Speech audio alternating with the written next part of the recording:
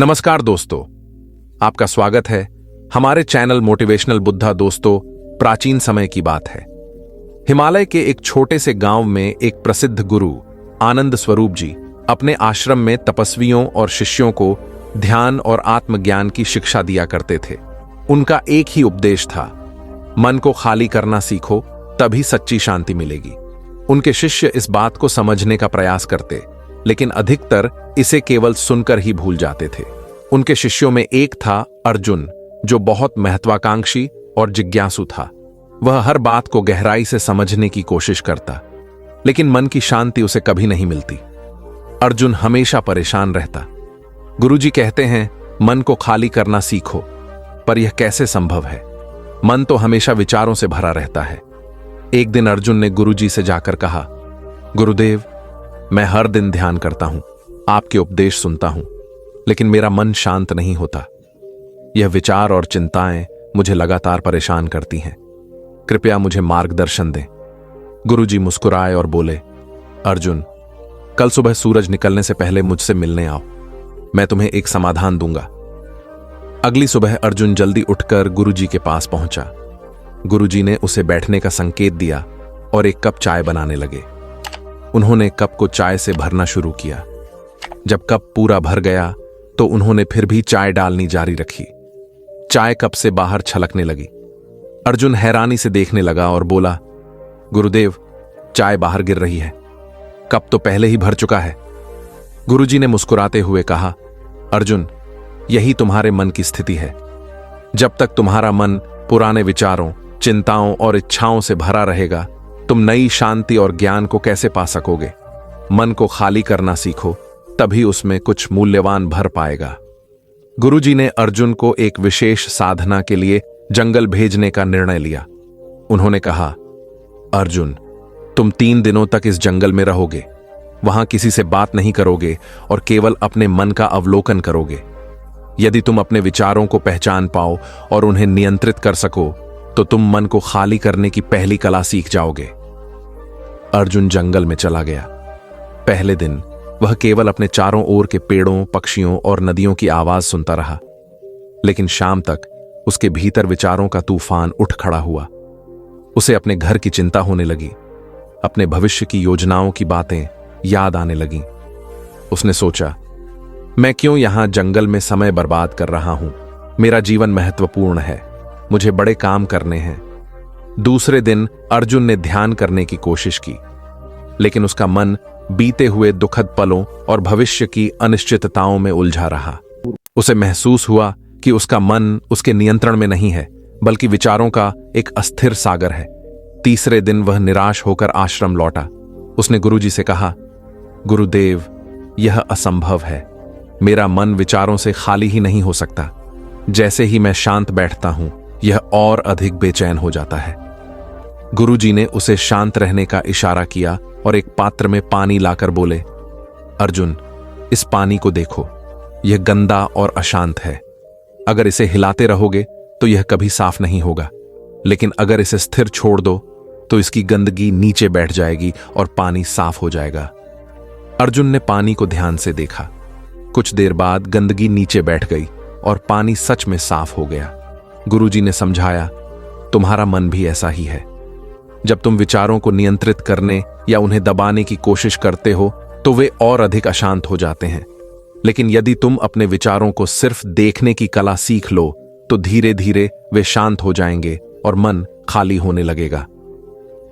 अर्जुन ने अब गुरुजी की बातों को अमल में लाने का निश्चय किया। उसने रोज ध्यान करना शुरू किया, लेकिन इस बार उसने अपने विचारों से लड़ने की कोशिश नहीं की। वह केवल उन्हें देखता और स्वीकार करता।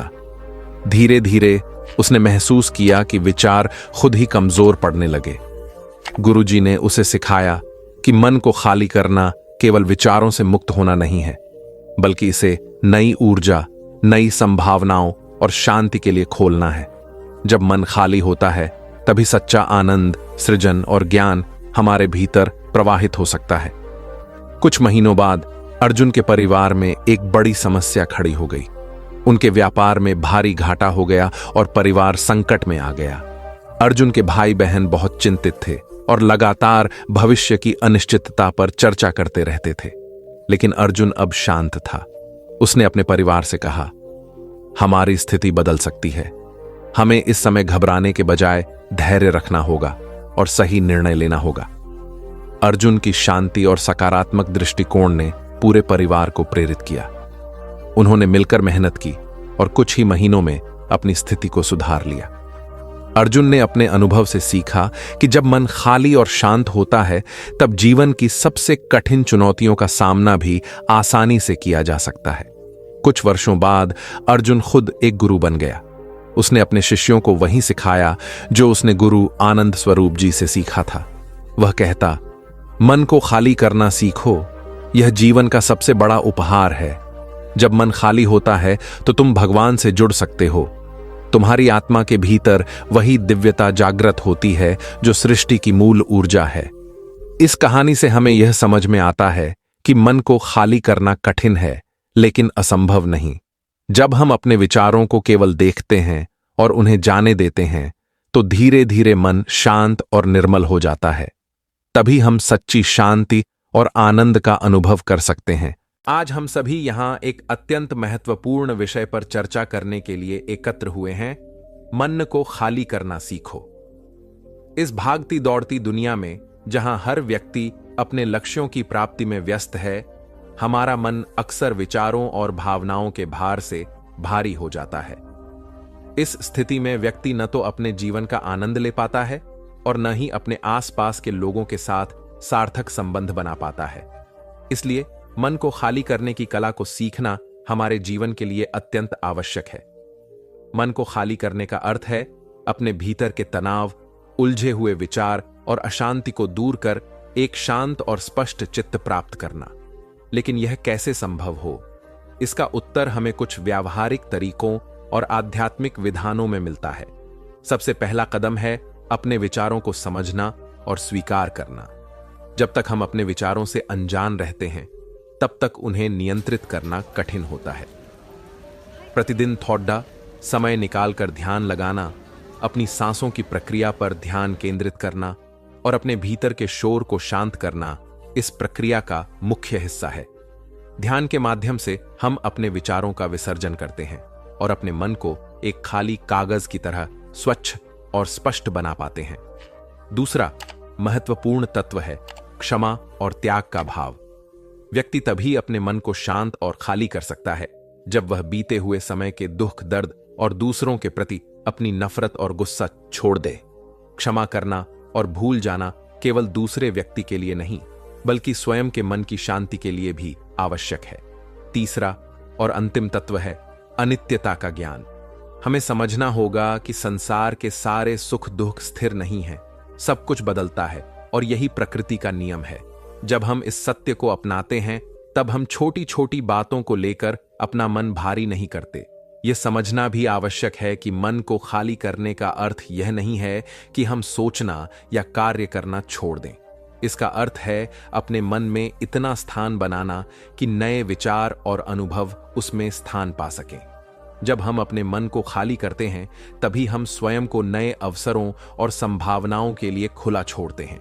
अंत में मैं बस यही कहना चाहूंगा कि मन को खाली करना एक दिन में संभव नहीं है। यह एक प्रक्रिया है जो निरंतर प्रयास और अनुशासन से ही संभव होती है। इस प्रक्रिया को अपनाकर हम अपने जीवन में नई ताजगी और शांति ला सकते हैं।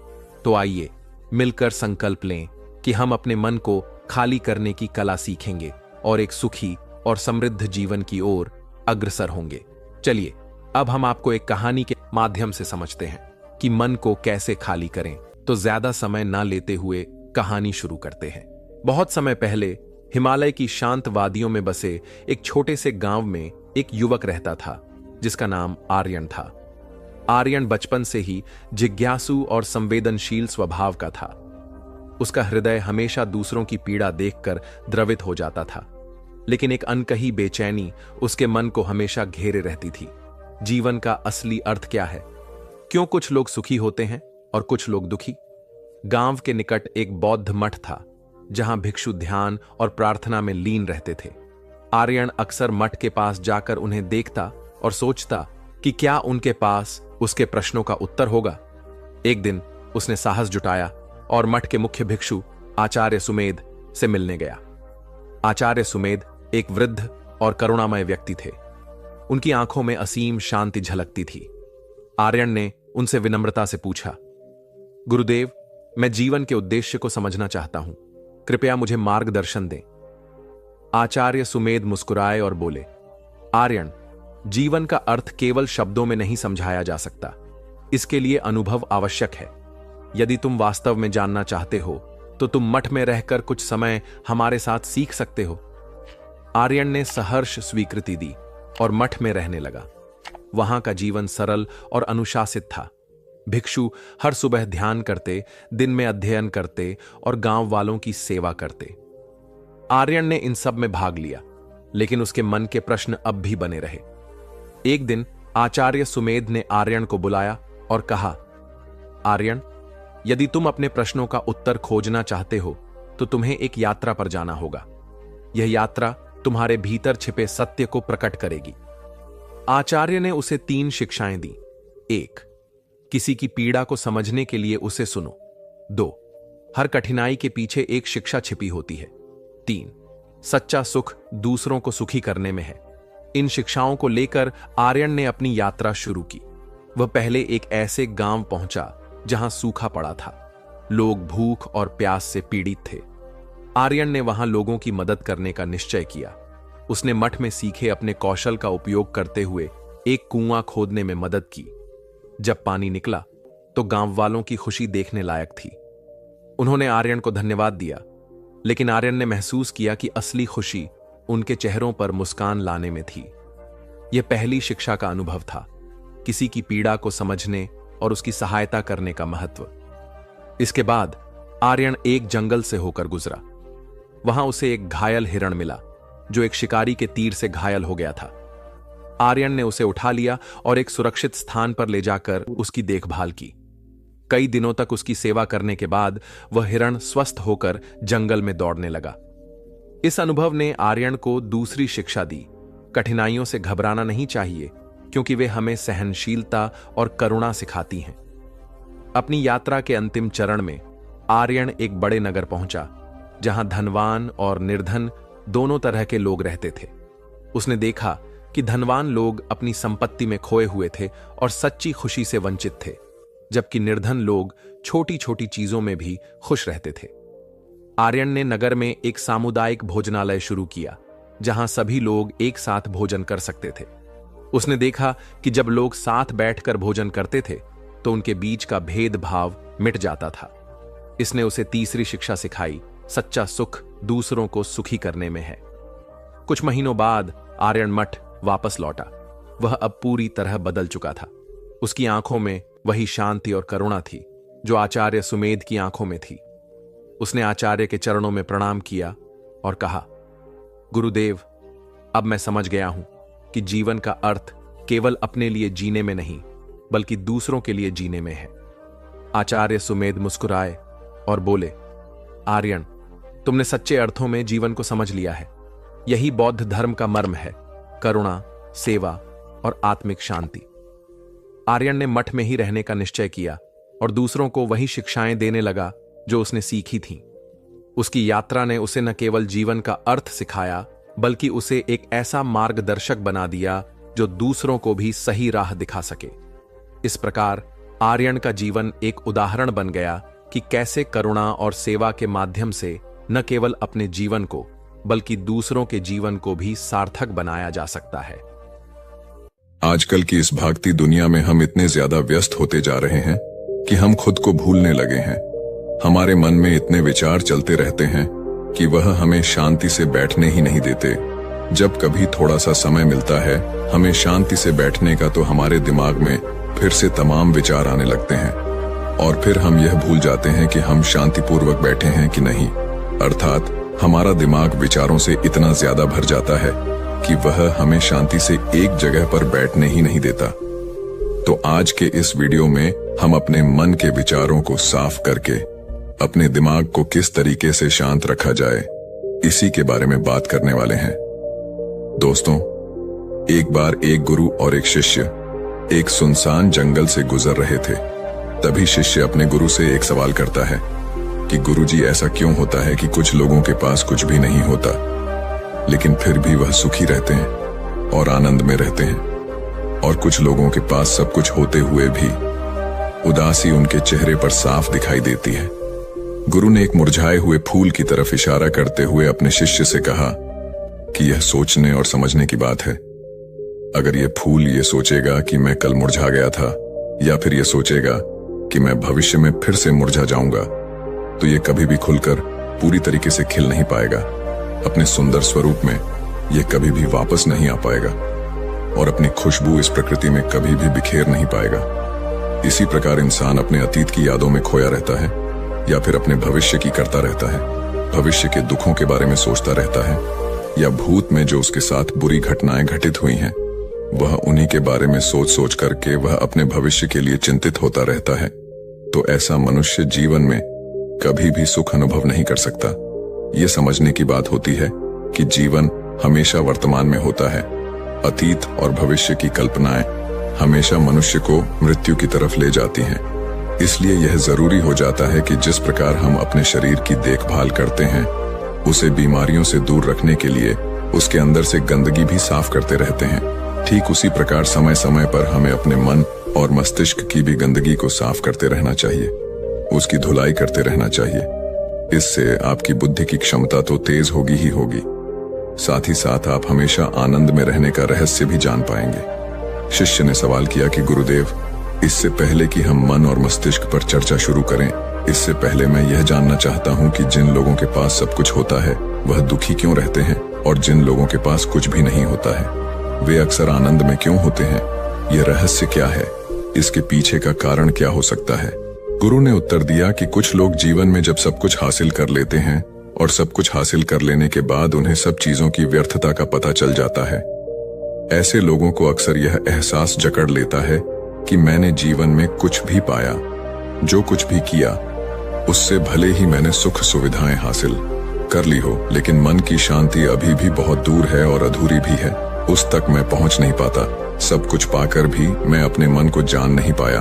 और जब इंसान को ऐसा लगता है तो उसे महसूस होता है कि जो कुछ भी उसने कमाया है वह कौड़ियों का भाव था। उसने अपना जीवन बेकार की चीजों में यूं ही व्यर्थ कर दिया। और वहीं पर जिस इंसान के पास जीवन में कुछ भी नहीं होता है, उसके पास एक उम्मीद होती है, सब कुछ पाने की लालसा रखता है, और वही लालसा, वही इच्छा उसको जीवन में खुश रखती है, आगे बढ़ाती है, और ऊर्जा से वह हमेशा भरा रहता है। गुरु ने अपने हाथ से एक सूखे पेड़ की तरफ इशारा करते हुए कहा कि शिष्य, कभी तो यह पेड़ भी हरा भरा रहा होगा, फलों से लदा हुआ रहा होगा, अनेक प्रकार के पक्षी और जानवर इस पर आराम करते होंगे, इसके फलों को खाते होंगे। इस समय इस पेड़ को भी यह पता नहीं होगा कि एक दिन यह सूख जाएगा और उसकी हालत इतनी बदतर हो जाएगी कि यह किसी को छांव तक नहीं दे पाए, उसके ऊपर पत्ते तक नहीं रह जाएंगे। उसी प्रकार मनुष्य अपने जीवन की दौड़ में यह भूल जाता है कि जिस दौड़ में वह सबसे आगे निकलने की कोशिश कर रहा है, उसका अंतिम चरण तो मृत्यु ही है। काश वो कभी इस दौड़ से अलग हटकर यह देख पाए कि इसका अंतिम चरण उसे कहां तक पहुंचाएगा। जिस दौड़ को वह सबसे आगे निकलकर जीतने के ख्वाब देख रहा है, उसका वास्तव में अंतिम चरण मृत्यु ही है। काश वह कभी जीवन में भी हो जाता है कि उन घटनाओं को हम किसी भी तरह अपने मन की दौड़ में ठहराकर यह देख पाए कि उसका चरण क्या है और उसका परिणाम क्या होने वाला है। वो तो बहुत कुछ इकट्ठा करने में लगा हुआ है, एक दिन वह सब यहीं का यही रह जाएगा। इकट्ठा करते करते एक दिन उसका शरीर मृत्यु को प्राप्त हो जाएगा और फिर उसका शरीर आग में जलकर राख हो जाएगा, लेकिन उसके द्वारा बनाई हुई चीज सब यहीं की यहीं पड़ी रह जाएगी। लेकिन इंसान चीजों को इकट्ठा करते करते अपनी जिंदगी को जीना भूल जाता है। वह कभी ठीक से खुलकर हंस भी नहीं पाता, बस इकट्ठा करने में लगा रहता है, और इकट्ठा करते करते वह अपने सब सुख, चैन, खुशी सब कुछ खो देता है। ऐसा भी हो सकता है कि वह ऐसे कार्यों की तरफ आगे बढ़ सकता है जो उसके जीवन में आनंद पैदा करता हो, जो उसके जीवन को एक नई दिशा दे। गुरु ने कहा कि एक योगी ही होता है जो जीवन की दौड़ में ठहर जाता है, जो यह समझ लेता है कि जीवन का अंतिम चरण तो मृत्यु ही है। इसीलिए वह जीवन में सुख सुविधाएं हासिल करने की बजाय खुद के मन और मस्तिष्क को एक नए आनंद की तरफ ले जाने का प्रयास शुरू कर देता है। शिष्य ने सवाल किया कि गुरुदेव, क्या एक गृहस्थ जीवन में जीने वाला मनुष्य उस आनंद की प्राप्ति नहीं कर सकता? और अगर कर सकता है तो किस प्रकार शुरुआत उसे करनी चाहिए? गुरु ने कहा कि बिल्कुल कर सकता है।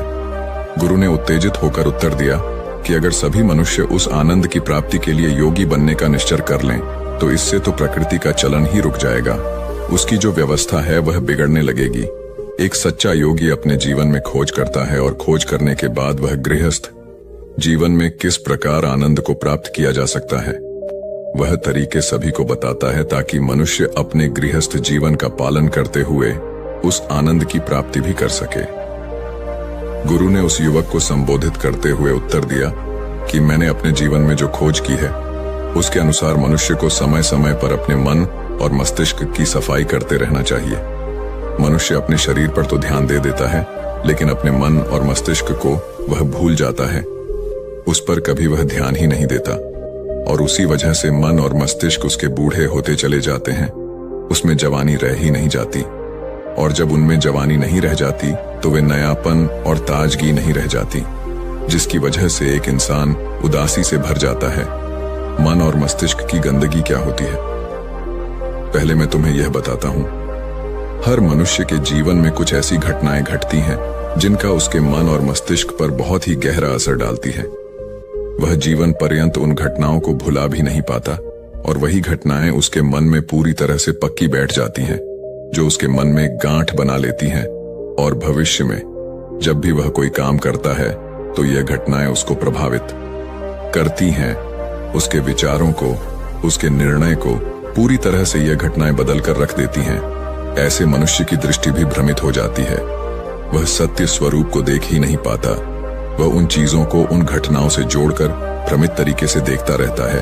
उदाहरण के लिए, अगर किसी बुरी आंखें वाले आदमी ने आपको धोखा दे दिया है तो आप जीवन पर्यंत बुरी आंखें वाले आदमी को हमेशा धोखेबाज ही समझते रहेंगे। उस पर कभी पूर्ण रूप से आप विश्वास ही नहीं कर पाएंगे। लेकिन समझने की बात यह होती है कि जिस इंसान ने आपको धोखा दिया है वह धोखा आपको बुरी आंखों से नहीं मिला, वह इंसान के स्वभाव से मिला है। लेकिन उस इंसान के स्वभाव से हमारे दिमाग में उसका एक चित्र छप गया, उसकी एक छवि बन गई, और वह छवि दूसरे आदमी से जब हम संपर्क करते हैं तो बीच में एक दीवार की तरह खड़ी हो जाती है, और इसी वजह से दो लोगों के बीच गहरे संबंध स्थापित नहीं हो पाते। तो मनुष्य के लिए सबसे जरूरी यही होता है कि वह अपने आप को अतीत की घटनाओं से मुक्त रखे। उन घटनाओं से प्रभावित होकर वह दिमाग में किसी तरह की छवि न बनाए। कुछ लोग इस बात पर यह सवाल खड़ा कर सकते हैं कि फिर जीवन के अनुभव किस काम में आएंगे। लेकिन समझने की बात तो यह होती है कि हम जीवन के अनुभवों को भी भ्रमित तरीके से जान लेते हैं, सही तरीके से उनसे सीख ही नहीं पाते। शिष्य अपने गुरु की बातों में इतना खो गया कि उसे चलते चलते जंगल के रास्ते में पड़े हुए कांटे दिखाई नहीं दिए, और अचानक उसके पैर में कांटा चुभ गया। गुरु ने उसका कांटा बाहर निकालते हुए उससे पूछा, यह कांटा तुम्हारे पैर में क्यों लगा? इसके पीछे तुम किसे जिम्मेवार मानते हो? गुरु ने कहा कि तुम मुझे भी जिम्मेवार मान सकते हो, क्योंकि मैं तुम्हें ये बातें सुना रहा था। या तुम खुद को भी जिम्मेदार मान सकते हो कि तुम मेरी बातों में इतना खो गए कि तुम्हारा रास्ते पर से ध्यान ही नहीं रहा। या तुम इन पेड़ों को भी जिम्मेवार मान सकते हो जिन्होंने यह कांटे इस रास्ते पर बिछा दिए। तभी शिष्य ने उत्तर दिया कि गुरुदेव, इसमें मैं खुद को ही जिम्मेदार मानता हूं, क्योंकि आप तो अपना काम कर रहे थे और इस पेड़ ने भी अपना काम किया, पर मैं अपना काम होशपूर्वक नहीं कर पाया। अगर मैं चलते समय ध्यान लगाए रहता, अगर मैं आपकी बातों में पूरी तरह से नहीं खो जाता, तो मुझे ये कांटा कभी नहीं लगता। इसमें पूरी तरह से ही मेरी गलती है। गुरु ने शाबाशी से अपने शिष्य के पीठ को थपथपाया और आगे कहा कि जो घटनाएं हमारे मन को प्रभावित करती हैं, जरूर उसे बाहर निकाल दें। और उसके लिए सबसे सरल तरीका है कि अपनी भावनाओं को व्यक्त करना सीखो। उसे अपने दिल में, अपने मस्तिष्क में बैठाकर मत रखो। जब तुम किसी दूसरे मनुष्य के सामने अपनी भावनाओं को व्यक्त कर देते हो तो तुम्हारे मन का बोझ हल्का हो जाता है। कुछ लोगों का स्वभाव ऐसा होता है कि वह अपने मन की बात किसी को नहीं बताते। ऐसे लोग अक्सर अंदर ही अंदर दुखी होते रहते हैं, लेकिन वह अपने मन की बात किसी दूसरे आदमी को कभी नहीं बताते। उसके कुछ उल्टे ऐसे लोग भी होते हैं जो अपने मन में किसी भी बात को रख नहीं पाते। उनके साथ कुछ भी अच्छा या बुरा होता है, वह अपने मन की बात, अपने भावनाओं की बात दूसरों के सामने व्यक्त कर देते हैं। और तुमने खुद महसूस किया होगा कि जो लोग अपने मन की भावनाओं को व्यक्त कर देते हैं वह जीवन में ज्यादा आनंदित रहते हैं। कभी भी प्राकृतिक रूप से आए हुए भावनाओं को नहीं रोकना चाहिए। यह हमें किसी भी भावना को दबाना नहीं चाहिए। अगर हम किसी भी भावना को रोकने की कोशिश करते हैं तो वे हमें अंदर ही अंदर खाने लग जाती हैं। गुरु ने आगे कहा कि शिष्य, अगर तुम्हारा मन किसी बुरी घटना पर रोने को हो रहा है तो चीख चीख कर रो लो, अपने आप को रोको मत। उस भावना को पूरी तरह से बाहर आने दो। अगर किसी दूसरी घटना पर तुम्हारा मन खुश होने का, आनंदित होने का हो रहा है तो पूरी तरह से नाचो, गाओ, जिससे कि तुम उस भावना को बाहर निकाल सको। और जब वे भावनाएं अपनी पूरी गति के साथ बाहर आ जाती हैं तो तुम्हारा मन उन घटनाओं को पीछे छोड़ देता है, अर्थात तुम्हारा मन धीरे धीरे हल्का होने लगता है। गुरु ने शिष्य को समझाते हुए बताया कि जिस प्रकार तेज रफ्तार से चलता हुआ पानी अपने वेग से आने वाली सभी बाधाओं को तोड़ देता है, और अगर हम अपनी भावनाओं को बहने दिए तो वह उन सभी बाधाओं को तोड़ देगा, और उस बात को तोड़ने के बाद उसका कचरा उसके मन से निकल जाएगा और उसका दूषित मन भी साफ हो जाएगा, उसके अंदर की गंदगी भी दूर हो जाएगी। अक्सर मनुष्य अपने मन में किसी घटना को दबाकर इसलिए रखता है कि वह सोचता है कि अगर सामने वाले को इस घटना के बारे में पता चल जाएगा तो वह क्या सोचेगा। इसी विचार से वह अंदर ही अंदर खुद दुखी होता रहता है और अपनी भावनाओं को दबाता रहता है, लेकिन सामने वाले को वह कुछ भी नहीं बताता। लेकिन अगर वह हिम्मत करके शुरुआत कर सकता है, अपने अंदर की बात अपने किसी करीबी मित्र को बता दे, तो उसका पूरा जीवन परिवर्तित हो सकता है, उसका जीवन सुखमय बन सकता है। एक बार अगर उसके दिमाग में यह आदत बन गई तो जीवन भर अपनी भावनाओं को दूसरों के सामने व्यक्त करने से कभी नहीं हिचकिचाएगा। हम अपने जीवन में इस आदत को 21 दिनों में पैदा कर सकते हैं। 21 दिनों तक अगर सही तरीके से हम अभ्यास करें तो हमारा दिमाग पूरी तरह से भावनाओं से मुक्त हो सकता है। यह 21 दिनों का अभ्यास इस प्रकार है। 21 दिनों तक सबसे पहली बात जो आपको याद रखनी है कि अपने मन में किसी भी बात को दबाकर नहीं रखना है। अगर हम किसी मनुष्य के बारे में अच्छा सोचते हैं तो हम उसे करें, अगर बुरा भी सोचते हैं तो भी उसे व्यक्त करें। परिणाम भूल जाएं कि परिणाम क्या होंगे, सिर्फ अपने दिमाग की धुलाई करने पर विश्वास रखें। इससे आपके दिमाग में एक अद्भुत साहस पैदा होगा। गुरु ने आगे कहा कि शिष्य, जब आप किसी मनुष्य के बारे में वह सब बता पाएंगे जो आप उसके बारे में सोचते हैं, तो आप खुद सोचिए कि आपका खुद के ऊपर कितना विश्वास बढ़ जाएगा। आपके मन के सारे दोष खत्म हो जाएंगे। हो सकता है कि इसमें आपको चुनौतियों का सामना करना पड़े, लेकिन जहां चुनौतियां नहीं होती हैं वहीं कुछ अभ्यास भी नहीं होता है। अभ्यास हमेशा चुनौतियों से भरा होना चाहिए। इससे आप सत्य वचन बोलने का अभ्यास भी कर पाएंगे। अक्सर हम दूसरों को प्रभावित करने के लिए वह सब बोलते रहते हैं जो उन्हें अच्छा लगता हो, लेकिन वह नहीं बोलते जो हम उनके बारे में सचमुच सोचते हैं। और यही हमारे सबसे बड़ी भूल हो जाती है, जिससे हमारा पूरा अस्तित्व झूठा बनकर रह जाता है। और अपनी भावनाओं को व्यक्त करते समय यह भी जरूर ध्यान रखें कि आपके अंदर जो भावनाएं उस इंसान के प्रति उठ रही हैं, उसके पीछे का मूलभूत कारण क्या है। उदाहरण के लिए, जब एक नौकर अपने मालिक के लिए कोई काम करता है और वह काम अच्छे से नहीं कर पाता है, तो मालिक उसे डांट फटकार देता है, जिससे उसके अंदर उसके प्रति क्रोध की भावनाएं उठने लगती हैं। लेकिन समझने की बात यह होती है कि मालिक तो आपको कहेगा ही, वह तो डांटेगा ही। अगर आप अच्छे से काम नहीं करेंगे, अगर आप काम अच्छे से कर रहे हैं और फिर भी आपका मालिक आपके साथ उचित व्यवहार नहीं कर रहा है, तो आप खुलकर अपने मालिक को अपनी भावनाएं व्यक्त कर सकते हैं, बिना यह सोचे कि इसका परिणाम क्या होगा। अगर आप इस भावना को उठाएंगे नहीं तो आप अपनी नजरों में खुद ही नीचे गिरने लग जाएंगे। आपका आत्मविश्वास बिल्कुल खत्म हो जाएगा। दूसरा अभ्यास जो तुम्हें 21 दिनों तक करना है वह यह है कि जो भी घटनाएं तुम्हारे साथ घटित होती हैं, कम से कम आपके जीवन में एक ऐसा इंसान होना चाहिए जिसके सामने तुम अपने दिल की बात रख सकते हो। चाहे अच्छी बात हो, चाहे बुरी बात हो, वह सब बातें तुम बिना कुछ सोचे विचारे, बिना कुछ डर से कि वो इंसान तुम्हारे बारे में क्या सोचेगा। तुम उस इंसान को अपनी सारी बातें बता सको और वह इंसान तुम्हारी सारी बातें सुनने के बाद तुम्हारे लिए कोई छवि पैदा ना करें। ऐसे इंसान अपने जीवन में खोजो और उनके सामने अपनी सारी भावनाएं व्यक्त करने की कोशिश करो। दिन में जो कुछ भी घटित होता है, अच्छा लगता है या बुरा होता है, किसी के प्रति आकर्षण होता है, उसको एक दोस्त की तरह बताने का प्रयास करें। इससे ये पता चल जाएगा कि तुम्हारा मन घटनाओं के प्रति किस प्रकार की भावनाएं पैदा करता है। तुम अपने मन की सारी बातें कह दो ताकि तुम्हारे अंदर की भावनाएं, तुम्हारे अंदर में जो विचार उत्पन्न हो रहे हैं, वह पूरी तरह खाली हो जाएं। तीसरा, अभ्यास जो तुम्हारे मन को खाली रखेगा वह है योग्य निद्रा का अभ्यास। देखते ही देखते यह चर्चा खत्म करते हुए गुरु और शिष्य उस जंगल को पार करके अपने आश्रम में पहुंच चुके थे। तो दोस्तों, उम्मीद है इस वीडियो से आपको काफी कुछ सीखने को मिला होगा, और अगर कुछ सीखने को मिला हो तो हमारे इस वीडियो को लाइक, शेयर और सब्सक्राइब जरूर कर लीजिएगा, और साथ ही कमेंट में नमो बुद्धाय जरूर लिखिएगा। धन्यवाद। अरे यह भी कोई काम है। इसके बाद उन्होंने ढेर सारे तथ्यों के साथ अपने काम को महत्वहीन बताने की कोशिश की।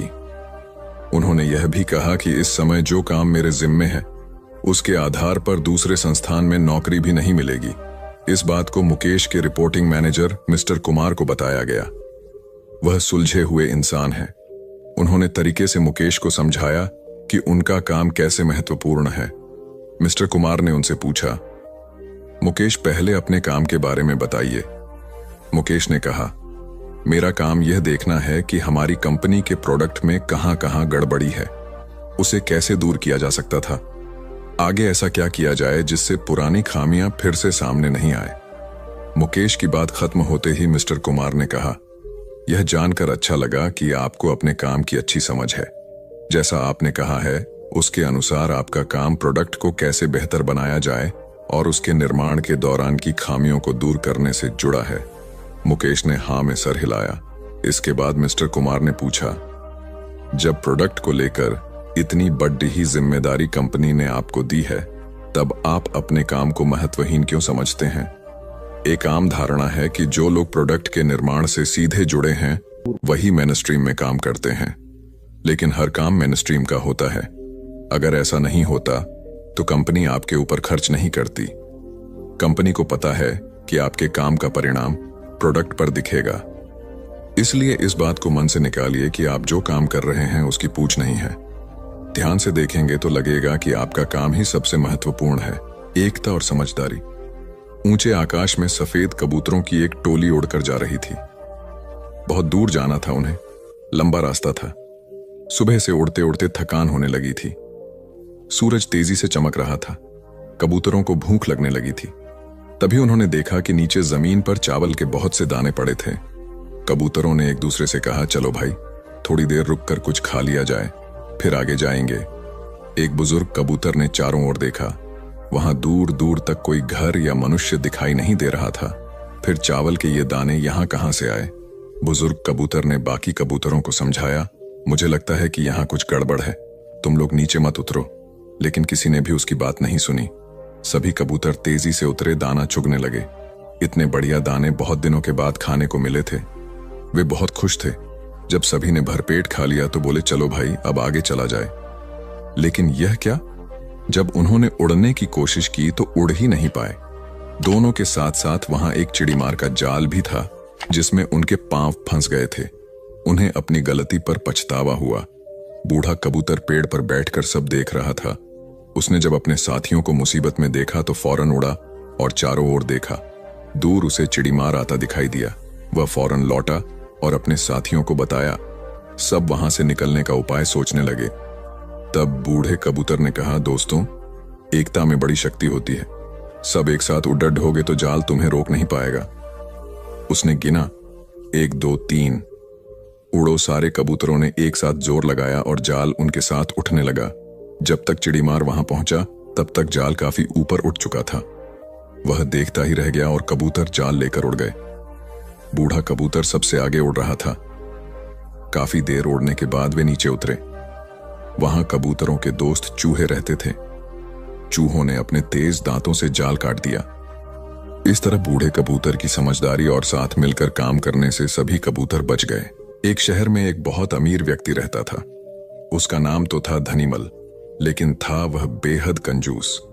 उसका कहना था कि अगर आप अपना पैसा अपने पास रखेंगे तो सबको पता चल जाएगा कि आपके पास बहुत पैसे हैं।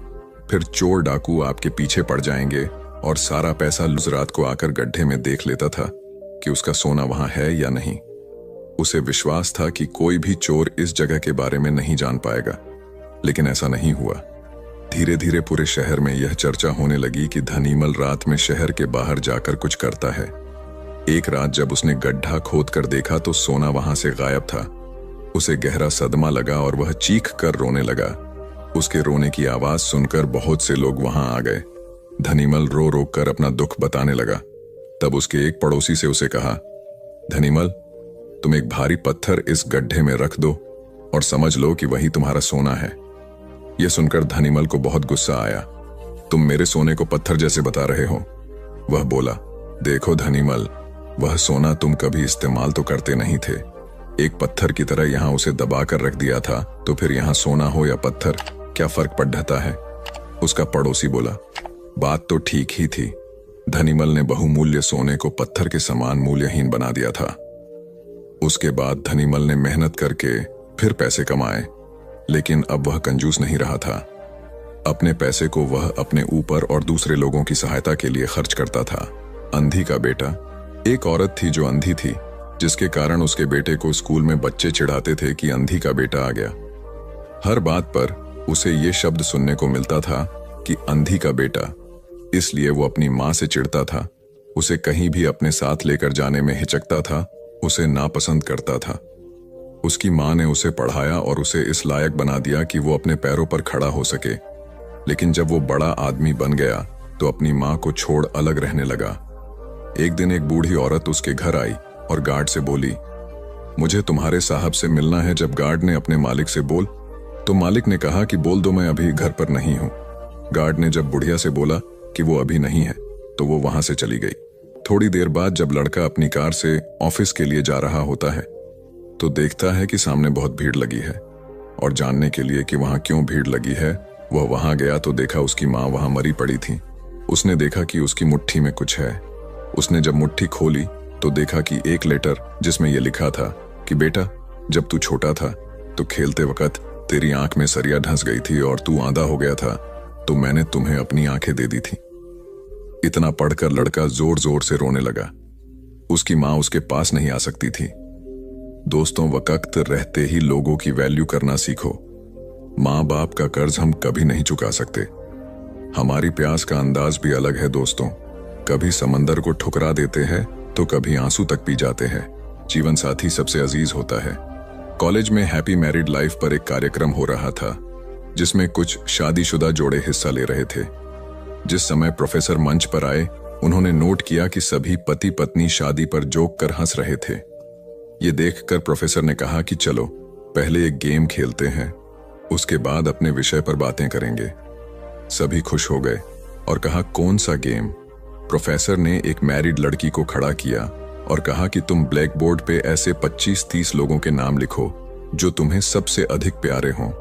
लड़की ने पहले तो अपने परिवार के लोगों के नाम लिखे, फिर अपने सगे संबंधी, दोस्तों, पड़ोसी और सहकर्मियों के नाम लिख दिए। अब प्रोफेसर ने उसमें से कोई भी कम पसंद वाले 5 नाम मिटाने को कहा। लड़की ने अपने सहकर्मियों के नाम मिटा दिए। प्रोफेसर ने और 5 नाम मिटाने को कहा। लड़की ने थोड़ा सोचकर अपने पड़ोसियों के नाम मिटा दिए। अब प्रोफेसर ने और 10 नाम मिटा दिया। प्रोफेसर ने उस लड़की से कहा, तुम अपनी जगह पर जाकर बैठ जाओ, और सभी की तरफ गौर से देखा और पूछा, क्या कोई बता सकता है कि ऐसा क्यों हुआ कि सिर्फ पति का ही नाम बोर्ड पर रह गया? कोई जवाब नहीं दे पाया।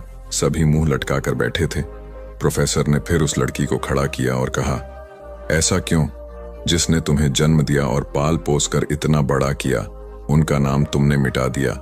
और तो और तुमने अपनी कोख से जिस बच्चे को जन्म दिया, उसका भी नाम तुमने मिटा दिया।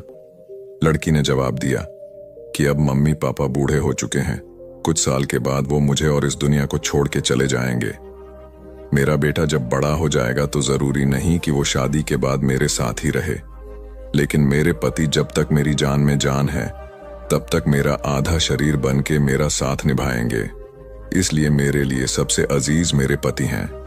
प्रोफेसर और बाकी स्टूडेंट ने तालियों की गूंज से लड़की को सलामी दी। प्रोफेसर ने कहा, तुमने बिल्कुल सही कहा कि तुम और सभी के बिना रह सकती हो, पर अपने आधे अंग अर्थात अपने पति के बिना नहीं रह सकती। मजाक मस्ती तक तो ठीक है, पर हर इंसान का अपना जीवन साथी ही उसको सबसे ज्यादा अजीज होता है। दिमाग का इस्तेमाल कर पक्ष में करें परिस्थितियां। एक शेर जंगल में शिकार पर निकला था। एक लोमड़ी अचानक उसके सामने आ गई। लोमड़ी को लगा कि अब उसे कोई नहीं बचा सकता है, लेकिन उसने हार नहीं मानी और अपनी जान बचने के लिए एक तरकीब सोची। लोमड़ी ने शेर से कड़े शब्दों में कहा, तुम्हारे पास इतनी ताकत नहीं कि मुझे मार सको। यह सुनकर शेर थोड़ा अचंभित हुआ। उसने पूछा, तुम ऐसा कैसे कह सकती हो? लोमड़ी ने अपनी आवाज और जैसी परेशानी बार बार नहीं आती, अगर आती भी है तो आसानी से हल हो जाती है। सिकंदर की बात सुनकर रोहित को अपनी गलती का एहसास हुआ। उसे एहसास हुआ कि शुरुआती सफलता के बाद उसने सीखना एकदम छोड़ दिया था। यही वजह है कि अपने व्यापार में होने वाले नुकसान का आकलन वह नहीं कर पाया। जीवन में सफल होने के लिए सीखते रहना जरूरी है। इंसान को हमेशा सीखते रहना चाहिए। इससे उसके भीतर नकारात्मक विचार नहीं आते हैं, बल्कि उसमें सकारात्मक बदलाव आता रहता है और सफलता की सीढ़ियां चढ़ता रहता है। सीखते रहने वाले व्यक्ति को सफलता के अवसर भी ज्यादा मिलते हैं। सबसे बड़ी बात यह है कि इस तरह के व्यक्ति में अहंकार नहीं होता। जिसके मन में अहंकार होगा वह कभी सीखने का प्रयास नहीं करेगा। घमंड कुल्हाड़ी हुई निरुत्तर। एक बार कुल्हाड़ी और लकड़ी के एक डंडे में विवाद छिड़ गया। दोनों स्वयं को शक्तिशाली बता रहे थे। हालांकि लकड़ी का डंडा बाद में शांत हो गया, किंतु कुल्हाड़ी का बोलना जारी रहा। कुल्हाड़ी में घमंड अत्यधिक था। वह गुस्से में भरकर बोल रही थी, तुमने स्वयं को समझ क्या रखा है? तुम्हारी शक्ति मेरे आगे पानी भरती है। मैं चाहूं तो बड़े बड़े वृक्षों को पल में काट कर गिरा दूं, धरती का सीना फाड़कर उसमें तालाब कुआं बना दूं। तुम मेरी बराबरी कर पाओगे? मेरे सामने से हट जाओ, अन्यथा तुम्हारे टुकड़े टुकड़े कर दूंगी। लकड़ी का डंडा कुल्हाड़ी की अहंकारपूर्ण बातों को सुनकर धीरे से बोला, तुम जो कह रही हो वह बिल्कुल ठीक है, किंतु तुम्हारा ध्यान शायद एक बात की ओर नहीं गया। जो कुछ तुमने करने को कहा है बेशक तुम कर सकती हो, किंतु अकेले अपने दम पर नहीं कर सकती। कुल्हाड़ी ने चिढ़कर कहा, क्यों? मुझ में किस बात की कमी है? डंडा बोला, जब तक मैं तुम्हारी सहायता न करूं तुम यह सब नहीं कर सकती हो। जब तक मैं हत्या बनकर तुम में न लगाया जाऊं तब कोई किसे पकड़कर तुमसे ये सारे काम लेगा? बिना हत्थे की कुल्हाड़ी से कोई काम लेना असंभव है। कुल्हाड़ी को अपनी भूल का एहसास हुआ और उसने डंडे से क्षमा मांगी। कथा सार यह है कि दुनिया सहयोग से चलती है। जिस प्रकार ताली दोनों हाथों के मेल से बजती है, उसी प्रकार सामाजिक विकास भी परस्पर सहयोग से ही संभव होता है। यदि जीवन का संतुलन बिगड़ा और थकान आई तो समझ लीजिए कि बीमारी आई, और यदि वापस ऊर्जा अर्जित करने के लिए विश्राम किया जा रहा है तो ऐसी थकान वरदान भी साबित हो सकती है। इन दिनों जिस तरह की हमारी जीवन शैली है, इसमें असंतुलन बहुत अधिक है। सुबह उठने से लेकर रात को सोने तक शरीर की कुछ नियमित क्रियाएं हैं, आदमी उसे भूल गया है। गौतम बुद्ध बहुत काम करते पर कभी थकते नहीं थे। आज भी कई साधु संत उतना ही परिश्रम कर रहे हैं जितना एक कॉर्पोरेट जगत का सफल व्यक्ति करता है, और जब वे रात को सोते हैं तो पूरी बेफिक्री के साथ। बुद्ध से उनके शिष्यों ने एक बार पूछा था, आप थकते नहीं? बुद्ध का उत्तर था, जब मैं कुछ कर, ये क्रियाएं अपने आप में एक विश्राम है, करने वाला कोई और है, हम तो महज उसके हाथों की कठपुतली हैं। यह मनोभाव भी थकान को मिटाएगा। क्या दिक्कत है ऐसा सोच लेने में? महात्मा बुद्ध ज्ञान प्राप्ति के लिए घोर तप में लगे थे। उन्होंने शरीर को काफी कष्ट दिया, यात्राएं की, घने जंगलों में कठिन साधना की, पर आत्मज्ञान की प्राप्ति नहीं हुई।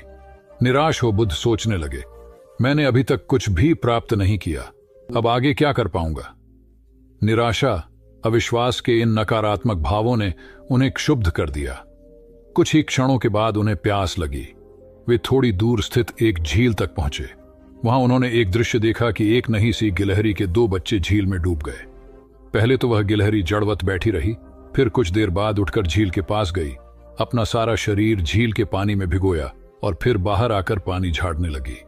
ऐसा वह बार बार करने लगी। बुद्ध सोचने लगे कि इस गिलहरी का प्रयास कितना मूर्खतापूर्ण है। क्या कभी यह इस झील को सुखा सकेगी? किंतु गिलहरी का यह क्रम लगातार जारी था। बुद्ध को लगा मानो गिलहरी कह रही हो कि यह झील कभी खाली होगी या नहीं, यह मैं नहीं जानती, किंतु मैं अपना प्रयास नहीं छोड़ूंगी। अतः उस छोटी सी गिलहरी ने भगवान बुद्ध को अपने लक्ष्य मार्ग से विचलित होने से बचा लिया। वे सोचने लगे कि जब यह नन्ही गिलहरी अपने लघु सामर्थ्य से झील को सुखा देने के लिए दृढ़ संकल्पित है तो मुझ में क्या कमी है? मैं तो इससे 1000 गुना अधिक क्षमता रखता हूं। यह सोचकर गौतम बुद्ध पुनः अपनी साधना में लग गए और एक दिन बोधिवृक्ष तले उन्हें ज्ञान का आलोक प्राप्त हुआ। यह कथा असफलता के बावजूद प्रयासों की निरंतरता पर बल देती है। यदि हम पूर्ण होने पर बुद्ध ने उसकी तरफ देखा और उसे बहुत स्नेह से दुलारा। उनका निश्चल प्रेम देखकर सर्प का विष अमृत बन गया और यक्ष ने श्रद्धापूर्वक बुद्ध को नमन किया। कहानी का सार यह है कि मन की कलुषता पर एकाग्रता, स्नेह और संभव से ही विजय प्राप्त की जा सकती है। बौद्ध भिक्षु बोधि धर्म भ्रमण करते हुए एक गांव में पहुंचे। लोग उनका बहुत आदर करते थे। बोधि धर्म व उनके शिष्यों का ग्रामीणों ने हार्दिक सत्कार किया और फिर उनके पवित्र वचनों को सुनने के लिए उनके आसपास एकत्रित हो गए। बोधि धर्म लोगों को धर्म और आचरण विषयक अच्छी बातें सरल भाषा में समझाने लगे। तभी वहां एक व्यक्ति आया और बोधि धर्म को अपशब्द कहने लगा। उपस्थित जनसमूह ने उसे रोकने का बहुत प्रयास किया, किंतु वह नहीं माना तथा अनवरत बोधि धर्म को इस आचरण पर कदापि क्रोधित नहीं हुए और लोगों से बोले कि यह भविष्य में मेरा सबसे बड़ा भक्त बनने वाला है। लोगों ने पूछा कि कैसे?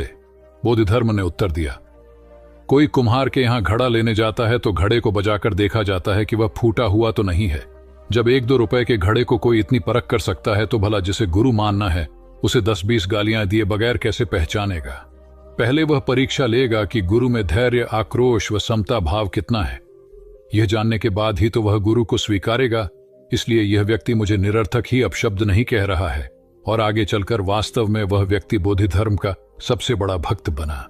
किसी को शिक्षा देने से पूर्व स्वयं का आचरण भी तदनुरूप होना चाहिए, तभी गुरु का महान पद मिलता है। वस्तुतः गुरु की गुरुता तभी स्वीकारी जाती है जबकि उसमें सदाचरण के सभी लक्षण मौजूद हों। महात्मा गौतम बुद्ध के श्रावस्ती में प्रवचन चल रहे थे। प्रवचन में नित्य ही बड़ी संख्या में लोग आते और विविध महत्वपूर्ण व गंभीर विषयों पर बुद्ध से ज्ञान ग्रहण करते। बुद्ध का शिष्य वर्ग भी काफी विशाल था, जो प्रवचन स्थल की व्यवस्था संभालता और बुद्ध की सेवा में सदैव तत्पर रहता। एक बार रात के समय महात्मा बुद्ध प्रवचन दे रहे थे। सदैव की भांति काफी लोग उनके प्रवचन सुन रहे थे। एक व्यक्ति जो बुद्ध के ठीक सामने बैठा था बार बार नींद के झोंके ले रहा था। बुद्ध थोड़ी देर तक तो प्रवचन देते रहे, फिर उससे बोले, वत्स, सो रहे हो? उस व्यक्ति ने हड़बड़ाकर कहा, नहीं महात्मा। बुद्ध ने पुनः प्रवचन प्रारंभ किए। वह व्यक्ति फिर ऊँघने लगा। महात्मा ने फिर वही प्रश्न दोहराया और उसने फिर अचकचाकर नहीं महात्मा कहा। ऐसा लगभग 8-10 बार हो गया। कुछ देर बाद बुद्ध ने उससे पूछा, वत्स, जीवित हो? हर बार की तरह इस बार भी उसने कहा, नहीं महात्मा।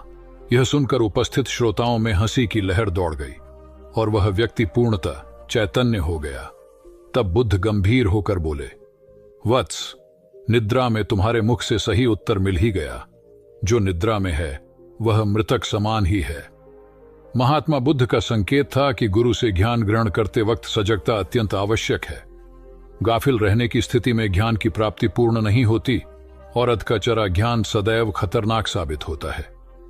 कथा सिद्धार्थ के जीवन के उस दौर की है जब वे बुद्धत्व को प्राप्त नहीं हुए थे और निरंजना नदी के तटीय वनों में वृक्ष के नीचे ध्यान करते थे। सिद्धार्थ प्रतिदिन ध्यान करने के बाद पास के किसी गांव में चले जाते और भिक्षा मांगकर लौट आते।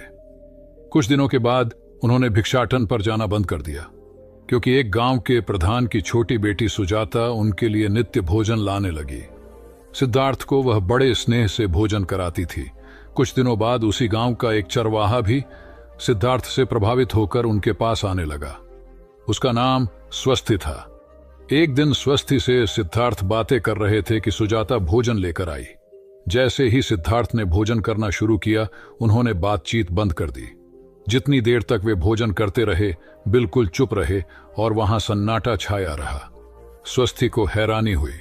उसने सिद्धार्थ के भोजन करने के उपरांत उनसे पूछा, गुरुदेव, आप मेरे आने के बाद निरंतर वार्तालाप करते रहे, किंतु भोजन के समय एक शब्द भी नहीं बोले। इसका क्या कारण है?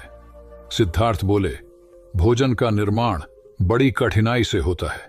किसान पहले बीज बोता है, फिर पौधों की रखवाली करता है और तब कहीं जाकर अनाज पैदा होता है।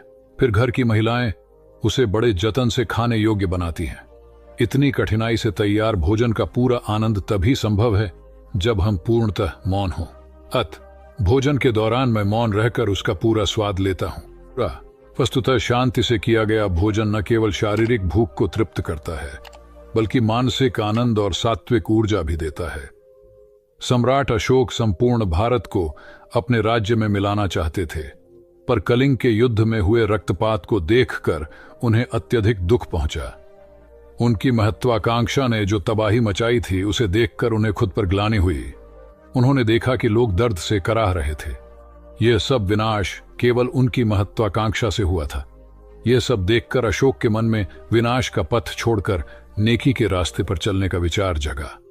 अशोक की राजधानी पाटलिपुत्र थी। पाटलिपुत्र अब पटना के रूप में जाना जाता है। पटना से गया भी अधिक दूर नहीं है, जहां बोधि वृक्ष के नीचे महात्मा बुद्ध को ज्ञान प्राप्त हुआ था। बुद्ध के अष्टप्रद मार्ग, शांति और दया के संदेश ने अशोक के दिलो दिमाग में इतनी उथल पुथल पैदा कर दिया कि उन्होंने उस मार्ग को अपनाने का फैसला किया। इस पथ पर चलने से उन्होंने इतिहास में अपनी अमिट छाप छोड़ी। अशोक ने अपने पुत्र को सिलोन, अब श्रीलंका, और अन्य कई लोगों को सुदूर क्षेत्रों में दूत बनाकर भेजा। एक निर्दयी महत्वाकांक्षा एक ऐसे पवित्र उद्देश्य में बदल चुकी थी जिसमें कुछ अच्छा कर गुजरने की, करुणा और प्रेम के संदेश को चारों ओर फैलाने की इच्छा थी। करुणा केवल दया भावना मात्र नहीं है, ये आपके अंदर दूसरों की मदद करने की तीव्र इच्छा पैदा करती है। इसी भावना ने बुद्ध को भगवान और अशोक को महान बनाया। तथागत बुद्ध उन दिनों मगध प्रवास पर थे। साथ में शिष्यों का बड़ा समूह भी था। प्रतिदिन बुद्ध के प्रवचन होते, जिनका लाभ लेने के लिए बड़ी संख्या में लोग आते। इन लोगों में साधारण जन के साथ विशिष्ट हस्तियां भी शामिल रहती थीं। हालांकि बुद्ध सभी के प्रति समान रूप से प्रेम व आत्मीयता का व्यवहार रखते थे। इन लोगों में नगर सेठ का पुत्र भी था, जो बड़े ध्यान से बुद्ध के प्रवचन सुनता था। वह नित्य ही बुद्ध के शिष्यों के समक्ष बुद्ध की तारीफों के पुल बांधता और धन्य धन्य भाव से घर जाता। एक दिन प्रवचन समाप्त होने के बाद उसने किसी शिष्य से कहकर बुद्ध से मिलने की हार्दिक इच्छा प्रकट की। जब उसे बुद्ध के सामने ले जाया गया तो उसने उन्हें साष्टांग प्रणाम कर कहा, भगवान, आप जैसा तपस्वी और ज्ञानी व्यक्ति पहले न कभी हुआ था और न भविष्य में होगा। यह सुनते ही बुद्ध ने उसकी बात बीच में ही रोककर कहा, वत्स, क्या तुमने इतना अध्ययन कर लिया है कि अब तक कितने संत महापुरुष हुए हैं, और क्या भविष्य भी जान चुके हो कि आगे और कोई नहीं होगा? युवक लज्जित भाव से चुप खड़ा रहा, क्योंकि इस बात का उसके पास कोई जवाब नहीं था। बुद्ध ने अपनी बात समाप्त करते हुए उसे सीख दी, सदैव अपनी आंखें खुली रखो। जो जैसा है उसे वैसा ही महत्व दो। किसी से उसकी तुलना मत करो।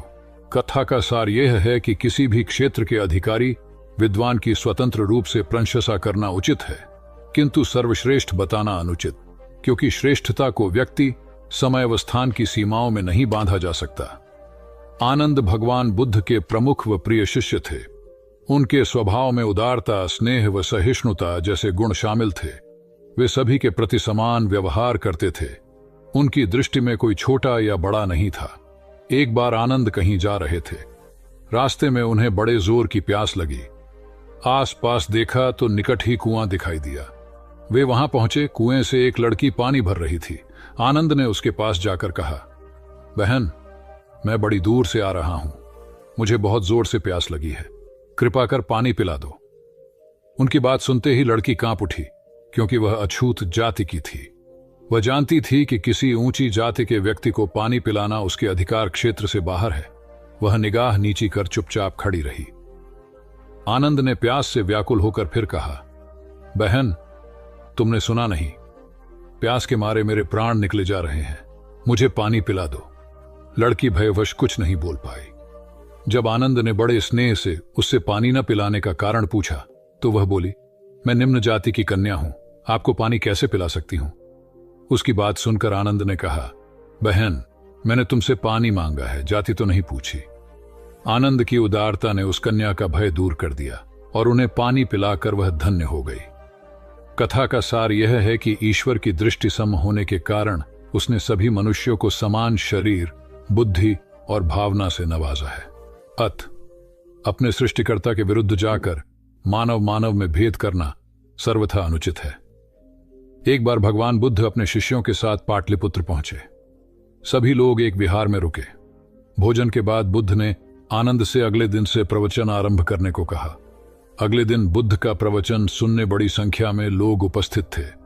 बुद्ध प्रवचन देने के बाद लोगों से मिलते, उनकी समस्याएं सुनते और नेक सलाह देते।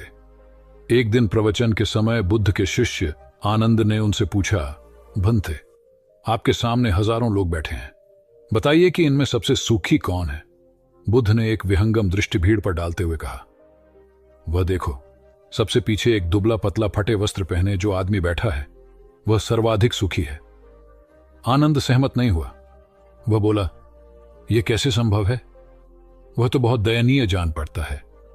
बुद्ध ने अपनी बात सिद्ध करने के लिए बारी बारी से सामने बैठे लोगों से पूछा, तुम्हें क्या चाहिए? किसी ने संतान मांगी तो किसी ने मकान, कोई रोग मुक्ति चाहता था तो कोई अपने शत्रु पर विजय। ऐसा एक भी व्यक्ति नहीं था जिसे कोई इच्छा ना हो। अंत में बुद्ध ने उस फटेहाल आदमी को बुलाकर पूछा, तुम्हें क्या चाहिए?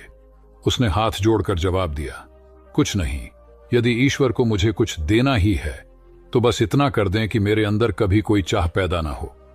मैं ऐसे ही स्वयं को सबसे बड़ा सुखी मानता हूं। उसकी बात सुनकर आनंद से बुद्ध ने कहा, आनंद, जहां चाह है वहां सुख नहीं हो सकता। आनंद ने बुद्ध की इस शिक्षा को सदा के लिए गांठ बांध लिया। सार यह है कि लालसा से लोभ बढ़ता है जो असंतोष का जनक होता है। यदि सही अर्थों में सुख पाना है तो किसी लालसा की बजाय उपलब्ध स्थितियों में संतुष्ट रहना चाहिए। गौतम बुद्ध ने बहुत से अज्ञानी लोगों को सम्यक दृष्टि प्रदान की थी। तब को बात है, कौसाम्बी में एक ब्रह्मचारी रहता था। उसे अभिमान था कि उस जैसा कोई दविद्वान नहीं है, इसलिए अपने साथ सदैव जलती मशाल रखता था। गौतम बुद्ध ने देखा तो उसे पूछा, अरे, ये मशाल लिए क्यों घूमते हो? ब्रह्मचारी ने उत्तर दिया, सभी प्राणी अंधकार और अज्ञान में पथश्रष्ट हैं, उन्हें रास्ता दिखाने के लिए मशाल लिए घूमता हूं। तथागत ने पूछा, क्या तुम्हें 4 प्रकार की विद्याओं, शब्द विद्या, नक्षत्र विद्या, राज विद्या व युद्ध विद्या का पूर्ण ज्ञान है? ब्रह्मचारी ने अपनी अनभिज्ञता प्रकट करते हुए मशाल फेंक कर तथागत के चरणों में मस्तक झुका दिया। उसका ज्ञान गर्व चूर हो गया। जो दूसरों को मूर्ख समझकर उनसे घृणा करता है, वो उस व्यक्ति की तरह है जो स्वयं अंधा होकर दूसरों को मशाल दिखाता घूमता है। अहंकारी कभी विवेकवान नहीं हो सकता और बिना विवेक के सत असत का ज्ञान नहीं हो सकता। अंततः ऐसे विवेकांत व्यक्ति को जीवन में कोई उपलब्धि प्राप्त नहीं होती, हताशा ही हाथ लगती है। काशाय वस्त्र पहन लिए। उसने सुना, आप एकाहारी हो गए हैं, वह भी एकाहारी हो गई। आपने उत्तम पलंग पर सोना त्याग दिया है तो इसने भी त्याग दिया। आपने माला का त्याग किया, गंध का त्याग किया तो इसने भी वह सब त्याग दिया। मायके वाले इसे संदेश भेजते हैं, वे इसे ले जाना चाहते हैं, लेकिन यह यहीं रहती है, इसी कक्ष में। यह गुण की मूर्ति है। राजा स्नेह से अपनी बहू को देखते रहे। अचानक तथागत उठे, उस कक्ष से बाहर चले गए। शाक्य मुनि ने शिष्यों को शांत रहने को कहा था, लेकिन वे स्वयं उस कक्ष से बाहर चले गए। मैं हमेशा सोचता हूं उस पल क्या हुआ होगा, उनके मन के भीतर कैसे कैसे विचार उठते होंगे। क्या संबोधि एक लघु क्षण होता है या दीर्घ क्षण? क्या संबोधि एक अनंत अभ्यास है? क्या संयम उसका गरुड़यान है? धम्मपद का 13वां श्लोक बार बार याद आता है, यथागारम दुछेन बुट्टी समति विभजति एवं अभावितम चित्तम राघो समति विभजति। घर की छत मजबूत ना हो, सही तरह से उसे घास फूस से ढका ना गया हो, तो बरसात के दिनों में उसमें से पानी रिसता है, घर भर में फैल जाता है। उसी तरह ध्यान और एकाग्रता हमारे व्यक्तित्व की छत है। एक दिन एक व्यक्ति बुद्ध के पास पहुंचा। वह बहुत अधिक तनाव में था। अनेक प्रश्न उसके दिमाग में घूम घूम कर उसे परेशान कर रहे थे, जैसे आत्मा क्या है, आदमी मृत्यु के बाद कहां जाता है, सृष्टि का निर्माता कौन है, स्वर्ग नरक की अवधारणा कहां तक सच है और ईश्वर है या नहीं। उसे इन प्रश्नों के उत्तर नहीं मिल रहे थे। जब वह बुद्ध के पास पहुंचा तो उसने देखा कि बुद्ध को कई लोग घेर कर बैठे हैं। बुद्ध उन सभी के प्रश्नों व जिज्ञासाओं का समाधान अत्यंत सहज भाव से कर रहे हैं। काफी देर तक यह क्रम चलता रहा, किंतु बुद्ध धैर्यपूर्वक हर एक को संतुष्ट करते रहे। बेचारा व्यक्ति वहां का हाल देखकर परेशान हो गया। उसने सोचा कि इन्हें दुनियादारी के मामलों में पड़ने से क्या लाभ, अपना भगवत भजन करें और बुनियादी समस्याओं से ग्रस्त इन लोगों को भगाए। किंतु बुद्ध का व्यवहार देखकर तो ऐसा लग रहा था मानो इन लोगों का दुख उनका अपना दुख है। आखिर उस व्यक्ति ने पूछ ही लिया, महाराज, आपको इन सांसारिक बातों से क्या लेना देना? बुद्ध बोले, मैं ज्ञानी नहीं हूं और इंसान हूं। वैसे भी वह ज्ञान किस काम का जो इतना घमंडी और आत्म केंद्रित हो कि अपने अतिरिक्त दूसरे की चिंता ही ना कर सके। ऐसा ज्ञान तो अज्ञान से भी बुरा है। बुद्ध की बातें सुनकर व्यक्ति को उलझन दूर हो गई। उस दिन से उसकी सोच व आचरण दोनों बदल गए। कथा का सार यह है कि ज्ञान तभी सार्थक होता है जब वह लोक कल्याण में संलग्न हो। महात्मा बुद्ध ने युवक को सत्संग का महत्व समझाया। महात्मा बुद्ध एक गांव में ठहरे हुए थे। वे प्रतिदिन शाम को वहां पर सत्संग करते थे। भक्तों की भीड़ होती थी क्योंकि उनके प्रवचनों से जीवन को सही दिशा बोध प्राप्त होता था। बुद्ध की वाणी में गजब का जादू था। तब बुद्ध ने उसे समझाया, यदि इसी तरह उसे पानी में निरंतर डालते रहोगे तो कुछ ही दिनों में ये छेद फूलकर बंद हो जाएंगे और टोकरी में पानी भर पाओगे। इसी प्रकार जो निरंतर सत्संग करते हैं उनका मन एक दिन अवश्य निर्मल हो जाता है। अवगुणों के छिद्र भरने लगते हैं और गुणों का जल भरने लगता है। युवक ने बुद्ध से अपनी समस्या का समाधान पा लिया। निरंतर सत्संग से दुर्जन भी सज्जन हो जाते हैं, क्योंकि महापुरुषों की पवित्र वाणी उनके मानसिक विकारों को दूर कर उनमें सद्विचारों का आलोक प्रसारित कर देती है। एक आदमी को बुद्ध ने सुझाव दिया कि दूर से पानी लाते हो, क्यों नहीं अपने घर के पास एक कुआं खोद लेते? हमेशा के लिए पानी की समस्या से छुटकारा मिल जाएगा। सलाह मानकर उस आदमी ने कुआं खोदना शुरू किया, लेकिन 7-8 फीट खोदने के बाद उसे पानी तो क्या, गीली मिट्टी का भी चिन्ह नहीं मिला। उसने वह जगह छोड़कर दूसरी जगह खुदाई शुरू की, लेकिन 10 फीट खोदने के बाद भी उसमें पानी नहीं निकला। उसने फिर तीसरी जगह कुआं खोदना शुरू किया, लेकिन यहां भी उसे निराशा ही हाथ लगी। इस क्रम में उसने 8-10 फीट के 10 कुएं खोद डाले, लेकिन पानी कहीं नहीं मिला। वह निराश होकर बुद्ध के पास गया। उसने बुद्ध को बताया कि मैंने 10 कुएं खोद डाले, मगर पानी एक में भी नहीं निकला। बुद्ध को आश्चर्य हुआ। वे स्वयं चलकर उस स्थान पर आए जहां उसने 10 गड्ढे खोदे हुए थे। बुद्ध ने उन गड्ढों की गहराई देखी और सारा माजरा समझ गए। फिर वे बोले, 10 कुएं खोदने की बजाय एक कुएं में ही तुम अपना सारा परिश्रम लगाते तो पानी कब का मिल गया होता। तुम सब गड्ढों को बंद कर दो, केवल एक को गहरा करते जाओ, पानी निकल आएगा। उसने बुद्ध को बात मानकर ऐसा ही किया। परिणाम स्वरूप कुआं पूर्ण होते ही पानी निकल आया। सबने भगवान बुद्ध की जय जयकार की। धन्ना सेठ के पास 7 पुश्तों के पालन पोषण जितना धन था। उसका व्यापार चारों तरफ फैला हुआ था, किंतु फिर भी उसका मन अशांत रहता था। कभी धन की सुरक्षा की चिंता, तो कभी व्यापारिक प्रतिस्पर्धा में आगे निकलने का तनाव। चिंता और तनाव के कारण वह अस्वस्थ रहने लगा। उसके मित्र ने उसकी गिरती दशा देखी तो उसे बुद्ध के पास जाने की सलाह दी।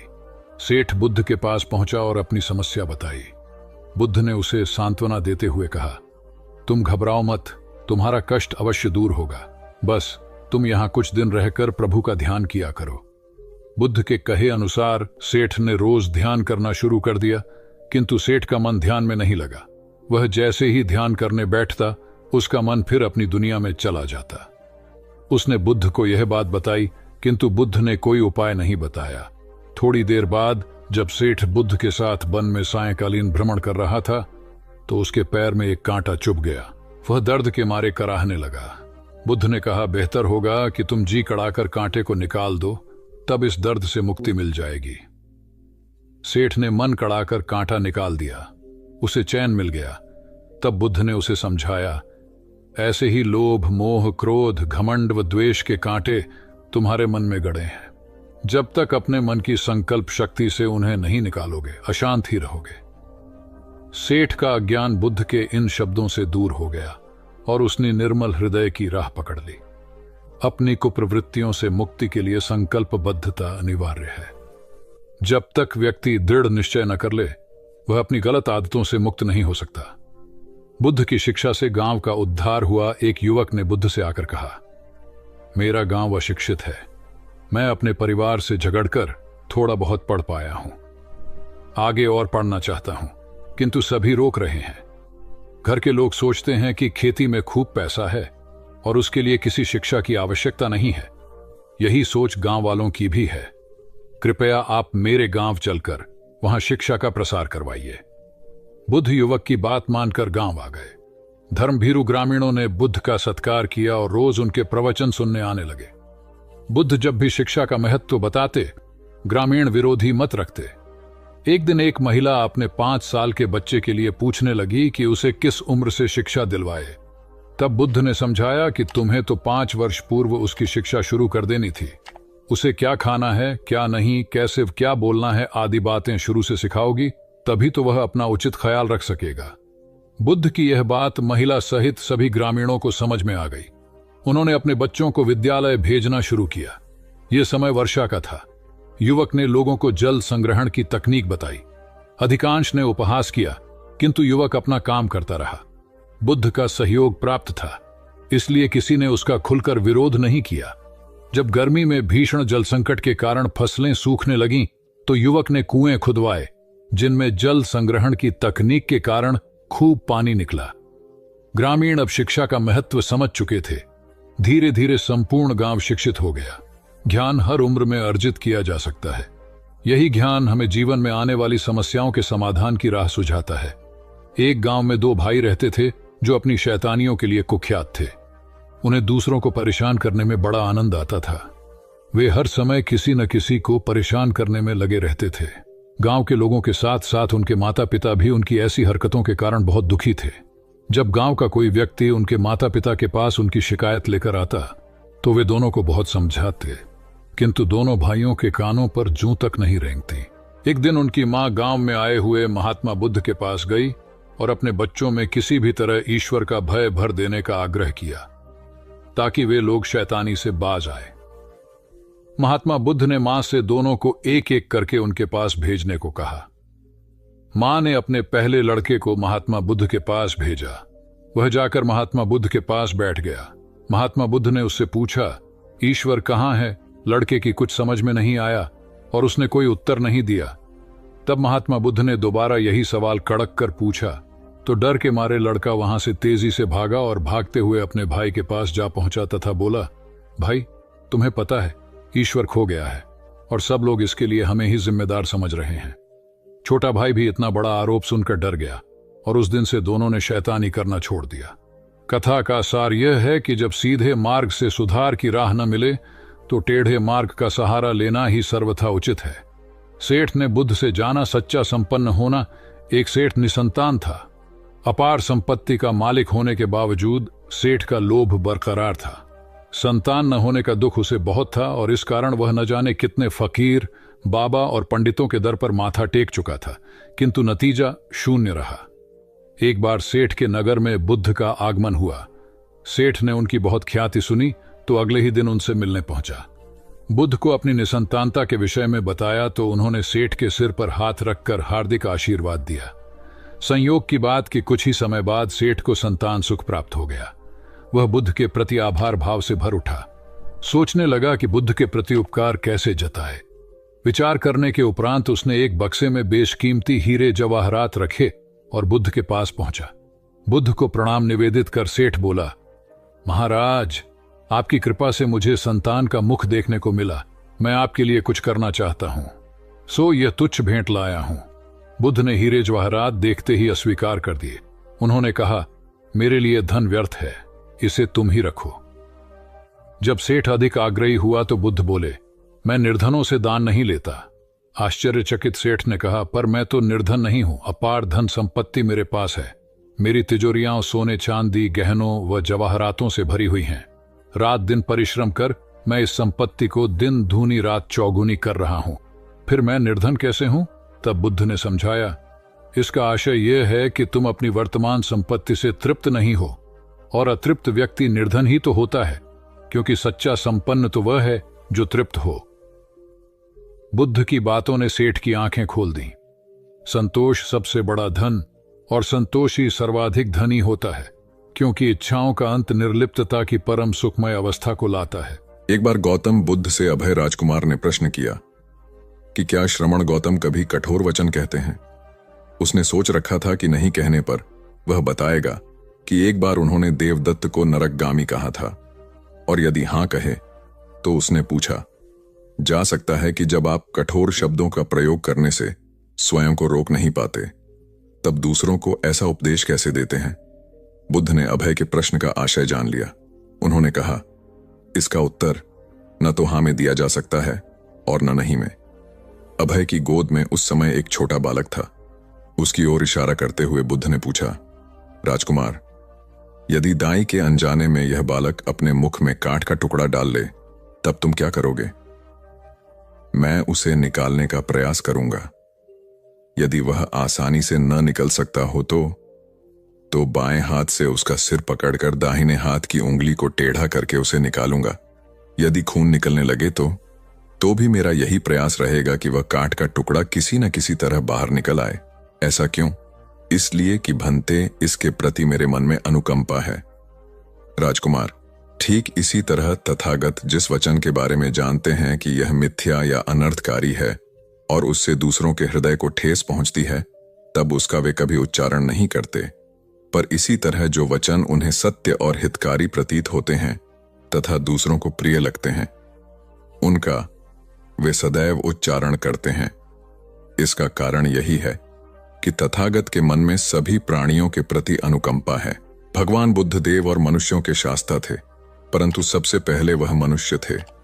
मनुष्य बढ़कर देवता बनता है, यह प्राचीन मान्यता थी। आज भी हम मनुष्यत्व के ऊपर देवत्व की बात करते हैं, परंतु बुद्ध ने इस क्रम को पलट दिया। उन्होंने कहा, यह जो मनुष्यता है वही देवताओं का सुगति प्राप्त करना कहलाती है। देवता जब सुगति प्राप्त करता है तब वह मनुष्य बनता है। देवताओं में विलास है, राग, द्वेष, ईर्ष्या और मोह भी वहां है। निर्वाण की साधना वहां नहीं हो सकती। इसके लिए देवताओं को मनुष्य बनना पड़ता है। मनुष्यों में ही देव पुरुष का आविर्भाव होता है, जिनको देवता नमस्कार करते हैं। मानवता धर्म का उपदेश देने वाले बुद्ध स्वयं मानवता के जीते जागते रूप थे। यहां उनके जीवन से संबंधित कुछ प्रसंग दिए जाते हैं, जिनसे उनके व्यक्तित्व में बैठी हुई गहरी मानवता का दर्शन होता है। भगवान का परिनिर्वाण होने वाला है। रात का पिछला पहर है। भिक्षु उनकी शैया को घेरे बैठे हैं। बुद्ध उन्हें उपदेश दे रहे हैं। कह रहे हैं, भिक्षुओं, बुद्ध धर्म और संघ के विषय में कुछ शंका हो तो पूछ लो। पीछे मलाल मत करना कि भगवान हमारे सामने थे पर हम उनसे कुछ पूछ न सके। कोई शिष्य नहीं बोलता। भगवान 3 बार कहते हैं, पर कोई भिक्षु कुछ पूछने को नहीं उठता। भगवान को शंका होती है कि कहीं वे उनके गौरव का विचार करके पूछने में संकोच तो नहीं कर रहे। इसलिए वह कहते हैं, शायद भिक्षुओं, तुम मेरे गौरव के कारण नहीं पूछ रहे। जैसे मित्र मित्र से पूछता है, वैसे तुम मुझसे पूछो। बुद्ध अपने शिष्यों की समान भूमिका पर आ जाते हैं। उनकी यह विनम्रता मनुष्य धर्म की आदर भूमि है। बुद्ध ने अपने को भिक्षुओं का कल्याण मित्र कहा है, जो उनकी मानवीय सहृदयता और विनम्रता को सूचित करता है। एक दूसरा दृश्य भी उसी समय का है। चंद कर्मार पुत्र के यहाँ बुद्ध ने अंतिम भोजन किया था। उसके बाद ही उन्हें खून गिरने की कड़ी बीमारी हो गई थी, जो उनके शरीरांत का कारण बनी। बुद्ध को उसके हृदय का बड़ा ध्यान था। भक्त उपासक को यह अफसोस हो सकता था कि उसका भोजन करके ही भगवान का शरीर छूट गया। इसलिए आखिरी सांस लेने से पहले उन्होंने आनंद को आदेश दिया, आनंद, चंद कर्मार पुत्र की इस चिंता को दूर करना और कहना, आयुष्मान तूने बद्धा लाभ कमाया कि मेरे भोजन को करके तथागत परिनिर्वाण को प्राप्त हुए। जिसके हृदय में अगाध करुणा थी, वह ऐसा क्यों न कहता। उसने अपने पति के द्वारा बुद्ध के चरणों में प्रणाम अर्पित करवाया। भगवान ने उसे आशीर्वाद देते हुए कहा, कोल्य पुत्री सुप्रवास, सुखी हो जाए, चंगी हो जाए। सुखी और चंगी होकर बिना किसी कष्ट के वह पुत्र प्रसव करे। ब्राह्मणों के साथ भी उनकी पूरी सहानुभूति थी, जैसे कि विश्व के सभी प्राणियों के साथ उनकी पूरी सहानुभूति थी। बावरी नामक ब्राह्मण के एक शिष्य ने जब अपने गुरु की ओर से भगवान के चरणों में प्रणाम निवेदन किया तो भगवान ने आशीर्वाद देते हुए कहा, शिष्यों सहित बावरी ब्राह्मण सुखी हो। माणवक, तुम भी सुखी हो, चिरजीवी हो। बुद्ध के पास छोटा बड़ा जो भी जाता था वह उससे कहते थे, आओ तुम्हारा स्वागत है। भगवान अपनी अंतिम यात्रा में पावा और कुसीनारा के बीच जा रहे थे। रास्ते में उन्हें पुक्कुस मल्लपुत्र नामक व्यापारी मिला। उसने उन्हें एक दुशाला भेंट किया, परंतु भगवान उसे अकेले कैसे आड़ते। वह अपने शिष्य आनंद को सम्मानित करना चाहते थे। उन्होंने कहा, पुक्कुस, दुशाले के एक भाग को मुझे ओढ़ा दे, दूसरे को आनंद को। पुक्कुस ने ऐसा ही किया। भूल करने वालों के प्रति भी बुद्ध की अनुकंपा का पार न था। एक बार एक ब्राह्मण ने भगवान को वेरंजा में वर्षावास करने का निमंत्रण दिया। भगवान वहां गए, लेकिन वह ब्राह्मण बहुधंधी था। उसने उनकी कुछ भी सुध बुध नहीं ली। बुद्ध को बड़ा कष्ट हुआ। उन्हें 3 महीने तक कुटा हुआ जौ रोज खाना पड़ रहा, क्योंकि उस समय वेरंजा में अकाल पड़ रहा था और वह भी उनको और उनके शिष्यों को घोड़ों के व्यापारियों से मिलता था। इतना होने पर भी वर्षावास की समाप्ति पर भगवान बुद्ध अन्यत्र जाने से पूर्व वेरंजा जाकर ब्राह्मण को आशीर्वाद देना नहीं भूले। भगवान बुद्ध के जीवन में ऐसी अनंत घटनाएं मिलती हैं। उनमें हमें उनकी मानवता के दर्शन होते हैं। उनके जीवन में कोमलता की पराकाष्ठा थी और उनकी वाणी में अपर्वु माधुर्य था जो सबको अपनी ओर खींचता था। उनके मुंह से क्रोध भरा शब्द कभी नहीं निकलता था। वह मनुष्य थे, परंतु मनुष्य की दुर्बलताओं से ऊपर उठ चुके थे। उनके व्यक्तित्व में मानवता की शुभ ज्योत्सना धर्म की स्थिति बनकर एक राजा ने अपने पुरुषार्थ से राज्य को समृद्ध बना दिया था। राज्य में रण बड़ी सुखी थी, क्योंकि वह प्रत्येक वर्ग के हितों को ध्यान में रखकर काम करता था। जब राजा वृद्ध हुआ तो उसे योग्य उत्तराधिकारी को चिंता सताने लगी, क्योंकि उसे लगता कि योग्य उत्तराधिकारी के बिना सुव्यवस्था अव्यवस्था में बदल जाएगी और प्रजा की परेशानी बढ़ जाएगी। हालांकि राजा का एक बेटा था, किंतु वह अत्यधिक आलसी और कर्महीन था। वह स्वयं को मालिक समझता और शेष सभी को अपना गुलाम। यह अहंकार उसके आचरण में सदैव झलकता था। राजा उसे सुधारने के उद्देश्य से बुद्ध के आश्रम में छोड़ आया। बुद्ध ने अगले ही दिन राजकुमार को आदेश दिया, वत्स, यहां से 5 कोस पर एक जंगल है। तुम वहां जाकर फूलों के कुछ पौधे ले आओ और उन्हें आश्रम के अहाते में लगा दो। यह सुनते ही राजकुमार को बड़ा क्रोध आया, क्योंकि उसने तो आदेश देना ही सीखा था। चूंकि उसके पिता ने बुद्ध को बात मानने को कहा था, इसलिए वह मन मारकर जंगल गया और फूलों के पौधे लाकर आश्रम में लगा दिए। राजकुमार ने उन्हें सींचा और जानवरों से बचाने के लिए उनकी रात दिन रखवाली की। कुछ महीनों में सारा आश्रम भांति भांति के सुंदर फूलों से खिल उठा। राजकुमार अपनी मेहनत का ऐसा फल देखकर बहुत प्रसन्न हुआ। बुद्ध ने उसे शाबाशी देते हुए समझाया, वत्स, याद रखो, जो सोता है उसका भाग्य भी सो जाता है, और जो चलता है उसका भाग्य निरंतर उसके साथ चलता है। अब राजकुमार कर्मठ बन चुका था। राजा को अपना योग्य उत्तराधिकारी मिल गया था। कर्म सफलता की कुंजी है।